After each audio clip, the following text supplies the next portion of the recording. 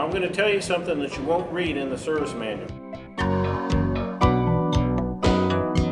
If you look at the service manual, it is saying that we need to stab this so that it ends up at 15 degrees off of what? Off of the center line. Now be sure and refer to your service manual for your vehicle. Some of them will say that it needs to be at 60 degrees. It could even be changed on different engines. So make sure you get the right spec for your engine. Now I'm going to tell you something that you won't read in the service manual unless you read closely in between the lines, and then you'll see it. Here it is. As long as your engine has number 1 at top dead center when you stab the synchronizer, it really doesn't matter where you stab it. The reference to 15 degrees is simply so that the wire harness on the position sensor, which mounts on top, is pointing in a place where there won't be any stress on the wires.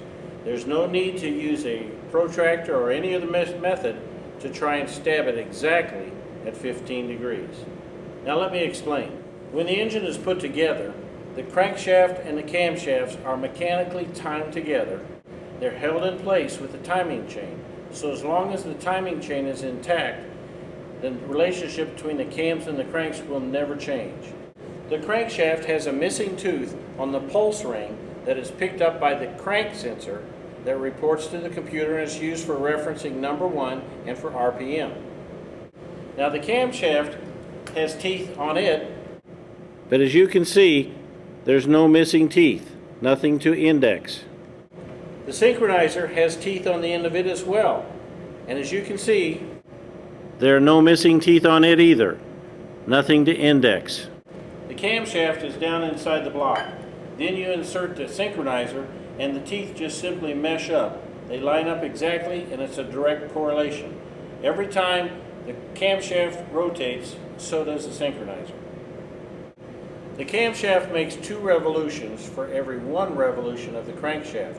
One for the compression stroke and one for the exhaust.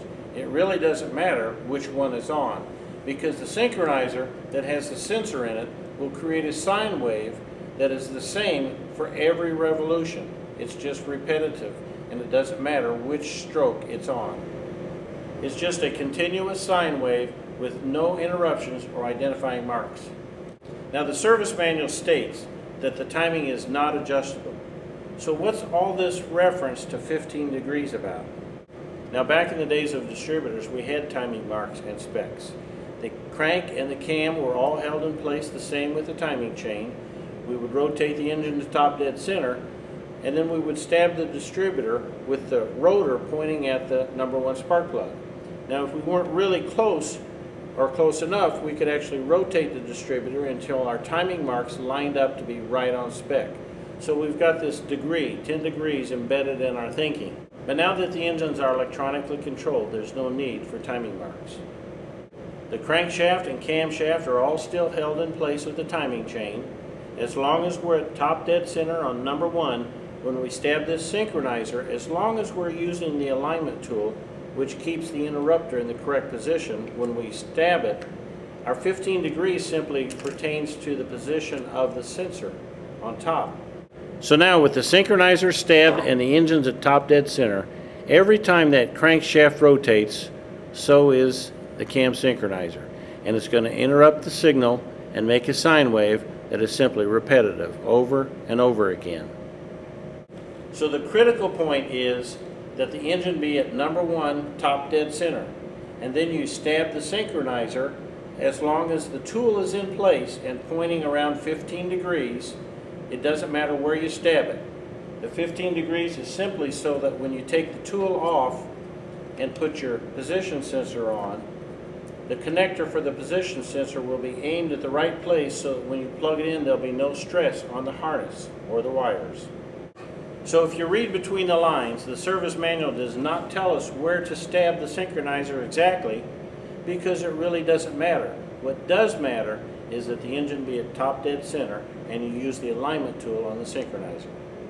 Well, when you buy a cam synchronizer, nowadays, most of them come with a synchronization tool. And if you look at it, it's got a notch for the interrupter. and it will only go on here one way. If this is turned, it won't go in there. But when I rotate this around, this locks it in place. Now here's the sideline. Various cam position synchronizers have various reluctors on there, and they all have a different size. So you can buy a kit. If you're buying a synchronizer, it'll probably come with this tool.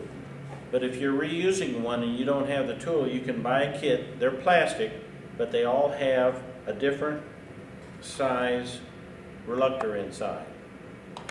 And each one has a little different shape so that it will match the top of your cam synchronizer.